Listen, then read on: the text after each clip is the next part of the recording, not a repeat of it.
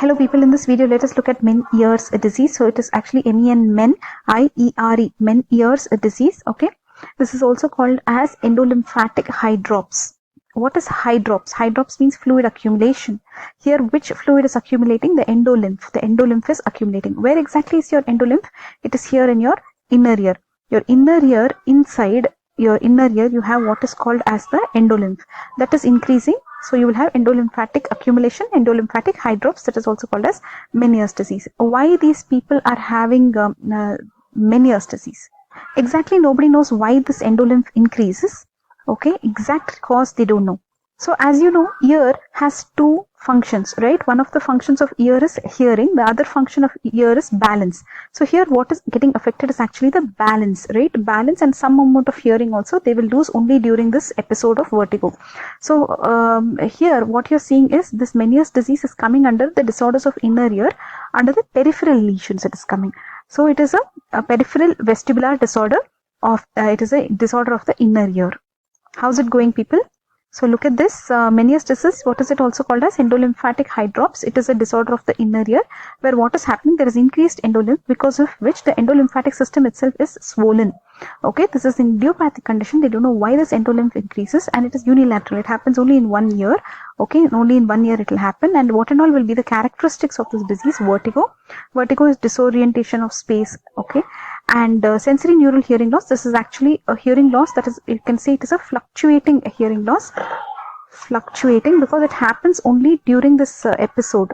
Fluctuating hearing loss. Basically this hearing loss is around this period of vertigo, otherwise they have very good hearing only. So this is fluctuating hearing loss. They can have tinnitus, that is ringing in the ear without any proper stimulus, external stimulus. Oral fullness, they can have fullness in the ear.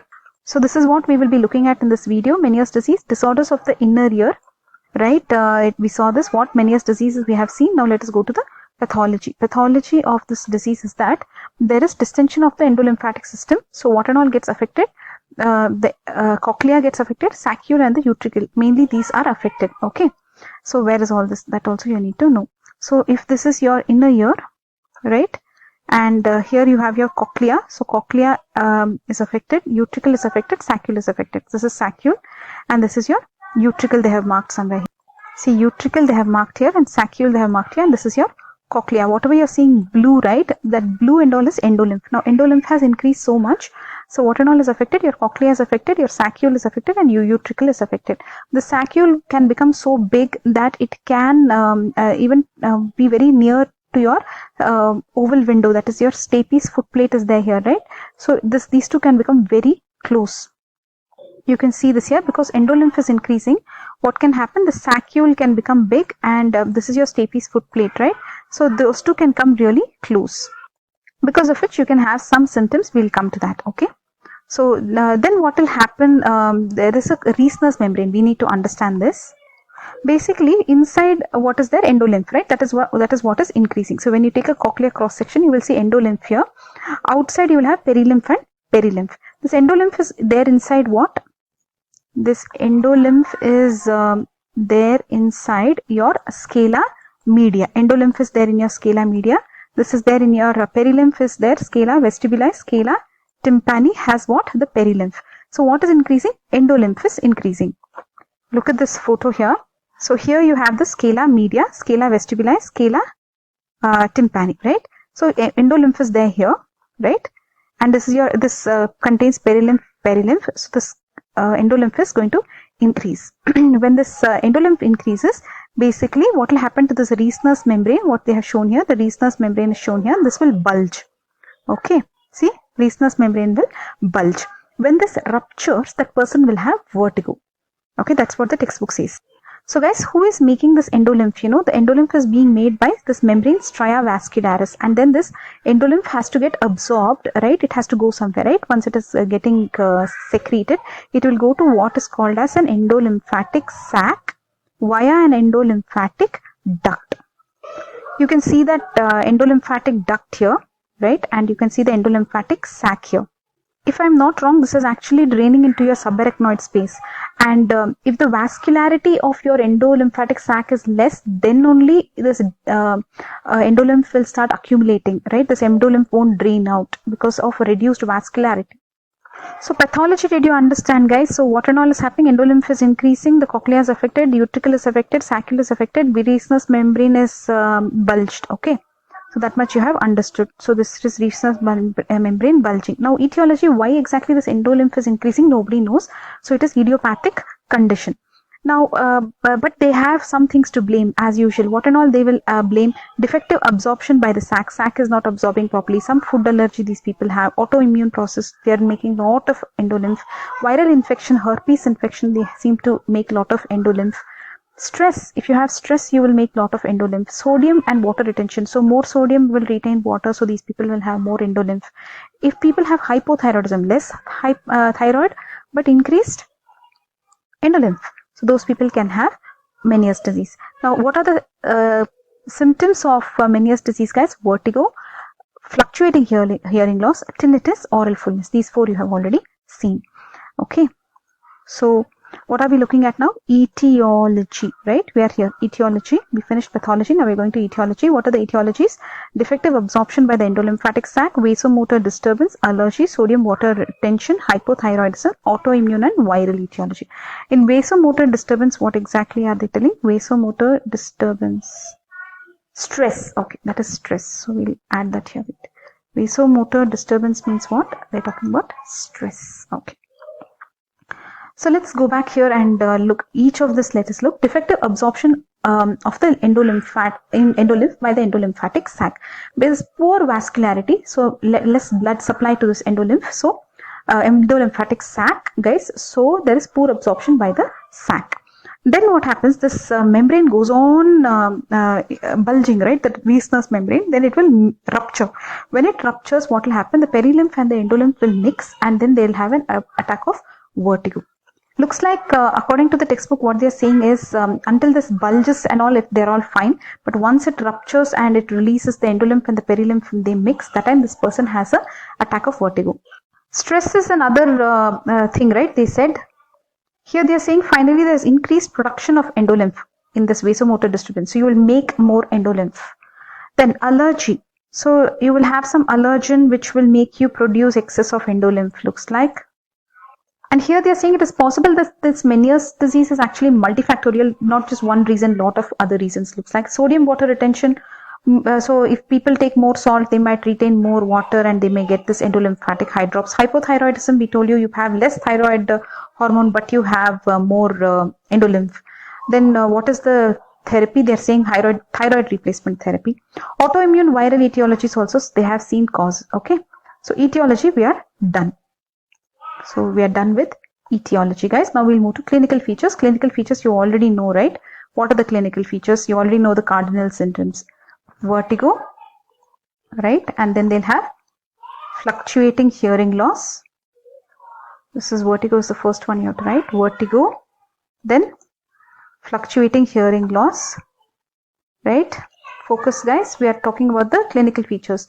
Vertigo, fluctuating hearing loss, remember, tinnitus and sense of fullness or pressure in the involved ear, and it is a unilateral condition, right?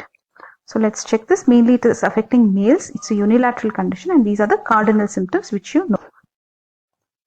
So which are the cardinal features? Vertigo, fluctuating hearing loss, tinnitus, then oral fullness. Very good. So let us look at the first one, that is vertigo. Okay. Guys, in the etiology, they have said here the distension of the membranous labyrinth leads to the rupture of the Reissner's membrane. Only when there is rupture of the Reissner's membrane, mixing of perilymph with endolymph happens, which is thought to bring about an attack of vertigo. This is what the textbook says, that vertigo is because of the mixing of the perilymph with endolymph. So the person, when he gets vertigo, so what happens? He he won't know, but sometimes some patients say that they feel a sense of fullness in the ear, change in the character of the tinnitus, discomfort in the ear. They can sometimes know there is a vertigo, not every time, not every patient. And when this comes, they may have nausea and vomiting with ataxia and nystagmus. There can be other symptoms like abdominal cramps, diarrhea, cold sweats, pallor, bradycardia, etc. So what feeling is this vertigo? They are seeing feeling of to and fro movement up and down movement. The feeling of rotation of himself or his environment. So let us see some more here what they have written. There is something called as Tullio phenomena. When loud sound is there is going to be vertigo. Why? Because the distended saccule lies against the stapes foot plate. So you know it is very close. So what happens when there is loud sound? The stapes foot plate will move more and then it will affect the saccule, and what will happen? These people will land up in vertigo. So what is this phenomena with the loud sound getting vertigo? Tullio. Okay. Then coming to hearing loss, usually it is accompanying the vertigo. That's why it's called fluctuating hearing loss, or it may even precede it, but that will become a Lermoise. That is a variant of Meniere's, but just remember here the vertigo and then the hearing loss. Okay. This is fluctuating hearing loss. So initially what will happen here? You can see here, this is the early Meniere's disease, this line. The low frequencies are affected, right? In early Meniere's disease, hearing loss is sensory neural, always sensory neural, more in the lower frequencies in the beginning. So there is a rising curve in the early Meniere's, but late Meniere's, there is a falling curve. Higher frequencies are affected, okay? As the disease progresses, middle and higher frequencies get involved. The audiogram becomes flat or falling type, okay?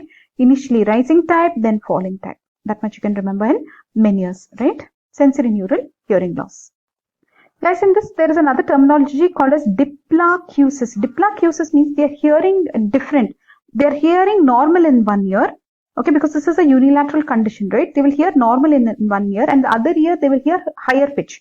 So this is called as diplacusis, okay? So what are they saying here?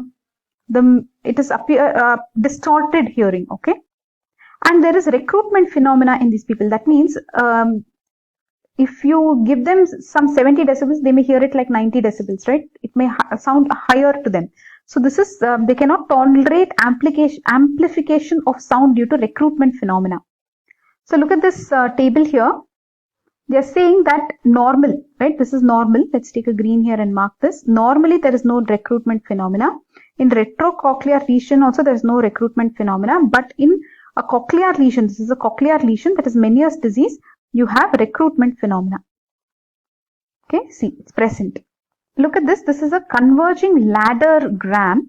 Okay, converging laddergram in Meniere's disease. What you can see here is, let's say this is abnormal. Okay, this is abnormal, and this is normal. Whatever this side you're seeing is normal. So one ear, if you give 30 decibels, the other ear thinks that it is 50 decibels.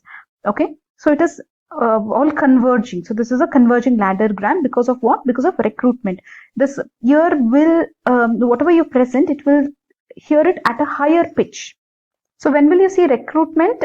It is present in cochlear hearing loss. The sound that is given appears louder than actual. Okay. So this is all about the second part of it, that is fluctuating hearing loss, right? We are done with this. Good. So these people are not good candidates for hearing aids. They already are amplifying themselves, don't you think? Guys, fluctuating hearing loss is due to fluid, so it can be seen in many conditions. In this also, in Meniere's disease, it is fluid. Which fluid? Endolymph. Very good. Now let's move on. So where are we? Let us take a status check. So in Meniere's disease, we have finished this much. Clinical features, we have finished the first two. That is vertigo and hearing loss. Now let us move on to the next two clinical features. That is tinnitus, then sense of fullness or pressure in the involved ear. Let's look at this. Tinnitus. So here we go. Tinnitus. So tinnitus and then sense of fullness or pressure. Okay. So tinnitus, what are they saying? This is more like ringing in the ear. The person actually has no stimulus, no bell is ringing next to him, but still he hears this kind of ring. So this may persist during periods of remission. That is in between two vertigo attacks, he can still have tinnitus. Tinnitus can persist. Okay. Then some people think that the change in the character of the tinnitus is telling them that the vertigo is coming. Okay. So you understood. Then next one, sense of fullness or pressure will be there. So this guys, look at this here. They are having tinnitus, sense of fullness. Okay. Okay. Then other features, patients of Meniere's often show signs of emotional upset due to apprehension of, they are scared when the next attack will come. So they are very scared. Okay. Okay. Emotional stress. That's why they used to think that it is stress is a cause of Meniere's. So should we remove it from etiology? Anyways, let's move on. So then there are variants of Meniere's disease. Guys, in status, just check. We are done with the clinical features. Now, variants of Meniere's disease, slight differences in these symptoms will be there. So you need to know them.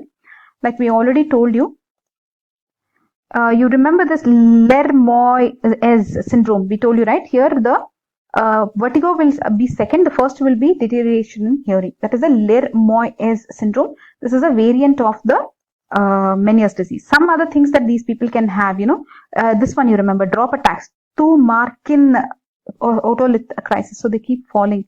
They keep falling, pushed to the ground. They feel pushed. Somebody pushed them, kind of a thing. This is Tumarkin. Okay. Why does this happen? Because of the utricle or saccule, the macula will be there, right? That one. So because a deformation of the otolithic membrane of the utricle or saccule during this endolymphatic pressure changes, what is affected? Utricle saccule. That's why this is happening. So where is utricle? Here. Where is saccule? Here. All these are affected. So what happens? Tumarkin. So drop attack. So that is a variant of one of the variants of Meniere's disease. So we saw these two variants, drop attack and Lermois. Look at this, cochlear hydrops and then vestibular hydrops, two more other. Cochlear symptoms means obviously only hearing is affected. So vertigo will be absent in these people. Nice, no? Vertigo is absent in these people. That's a good thing, right?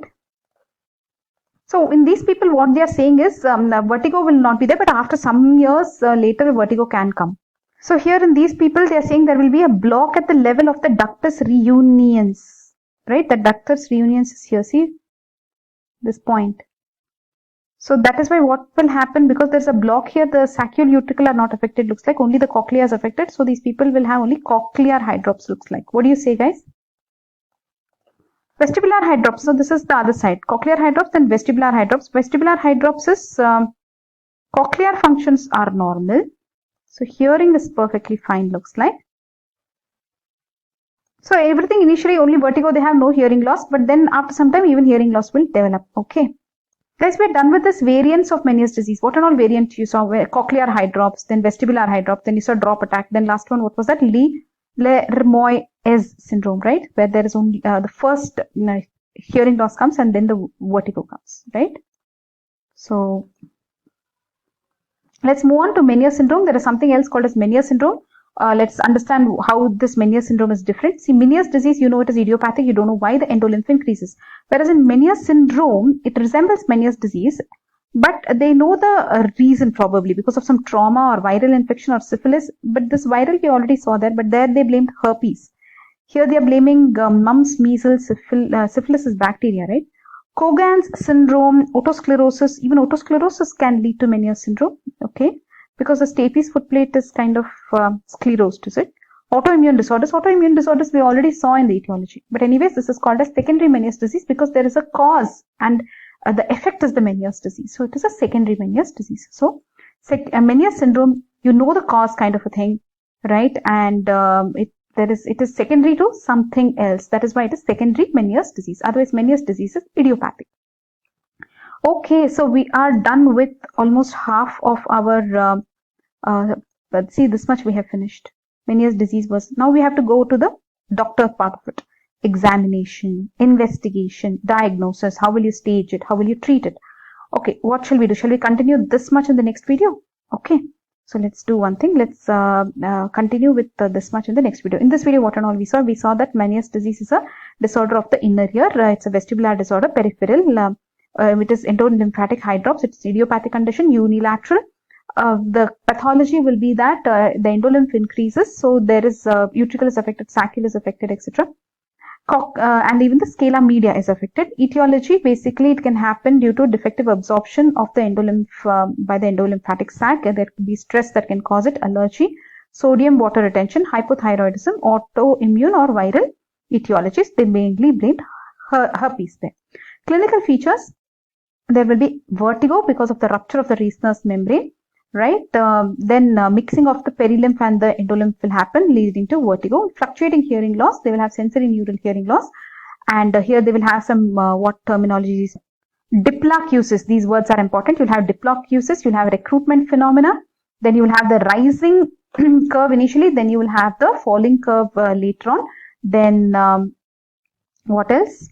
In the ABLB ladogram, that is the alternate oral loudness balance test, loudness balance between the two ears, you will see converging. So you will see that because of the recruitment phenomenon, you will see convergence, you can see. Okay.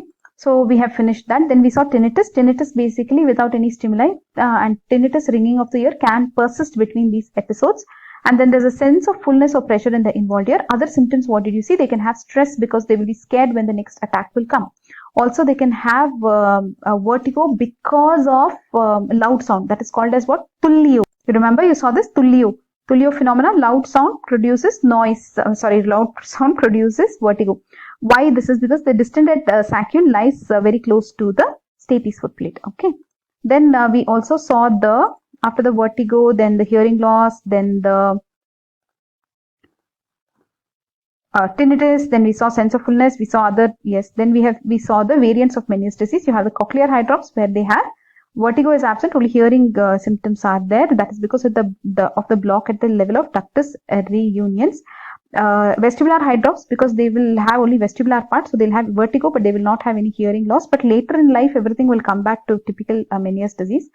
Then they have the drop attacks, Tumarkin otolithic crisis, where they feel somebody pushed them. This is because of the utricle saccule that contains this macula, right? Then you have the Lermois syndrome, where it is reverse order. You think, the hearing deterioration will happen first, followed by an attack of vertigo. And then we saw the Meniere's disease. It is idiopathic condition. However, Meniere's syndrome is secondary to some other condition in the body, like trauma, viral infection, syphilis, Cogan syndrome, something called as Cogan syndrome, guys, otosclerosis, autoimmune diseases. All these can lead to Meniere's disease. Hence, that Meniere's disease will be called as secondary Meniere's disease or Meniere's syndrome. In the next video, we will continue on the examination, investigations, and so many things like staging, treatment, etc. Okay. So come back for the next video, guys. We will look at all those. What and all we'll look at in the next video, all these examination, investigation, diagnosis, staging, treatment. This much we will look at in the next video. That's all for now, guys. Bye bye.